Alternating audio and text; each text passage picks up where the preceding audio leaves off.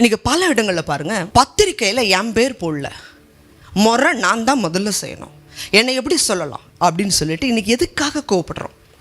சேலையை அவளுக்கு அதிகமாக வாங்கி கொடுத்துட்டாங்க, அதிகமான விலைக்கு அவளுக்கு வாங்கி கொடுத்துட்டாங்க. நான் எதில் குறைஞ்சிருக்கிறேன்?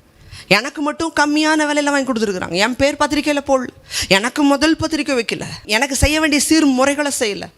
எங்கள் அக்காவுக்கு 5 பவுன் சேர்த்தி போட்டாங்க, எனக்கு கம்மியாக போட்டாங்க. வாய்க்கால் வரப்புகள், எத்தனை அண்ணன் தம்பிங்களுக்குள்ள பிரச்சனை. ஒரு சின்ன சதுருடைய இடம் தம்பிக்கு அதிகமாக போயிடுச்சு அல்லது அண்ணனுக்கு அதிகமாக போயிடுச்சு.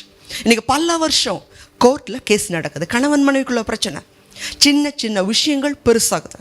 என்னை எப்படி பேசலாம், எப்படி அந்த வார்த்தை சொல்லலாம், எனக்கு எப்படி செய்யாமல் இருக்கலாம், சொத்து எப்படி கொடுக்காமல் இருக்கலாம். இன்றைக்கி நமக்கு எதுக்கு கோபம் வருது? இன்றைக்கி நமக்கு எதுக்கு கோபம் வரணும்? ஆலயத்துக்கு என்னால் போக முடியாமல் போயிடுச்சே, திருவிருந்து நான் எடுக்காமல் போயிட்டனே, இன்னைக்கு வேதத்தை வாசிக்காமல் போயிட்டனே, என் பிள்ளைங்க வேதத்தின்படி நடக்கலையே, என் குடும்பம் ஜெபம்லையே, என் குடும்பம் ஆராதிக்கலையே, கர்த்தருக்கு பிரியமில்லாத வார்த்தை என் பிள்ளைங்க சொல்லிட்டாங்களே. இதுக்கு கோவம் வரணும். ஆலயத்தில் தேவனை துக்கப்படுத்தக்கூடிய காரியங்கள் ஊழியத்தில் நடக்குதா? ஆலயங்களில் நடக்குதா? நம்ம சகோதரர்கள் தேவனுக்கு விரோதமாக பாவம் செய்கிறாங்களா?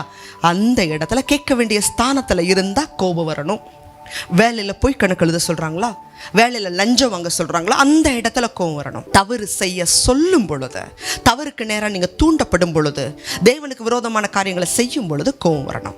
தேவஜனமே, இந்த தேவ செய்தியை பார்க்குற ஜனங்க, உங்களுடைய வாழ்க்கையில் நீதிக்கு எதுவான கோவம் வரட்டும், அநீதிக்கு எதுவான கோவம் வராதபடி உங்களை காத்துக்கொள்ளுங்க.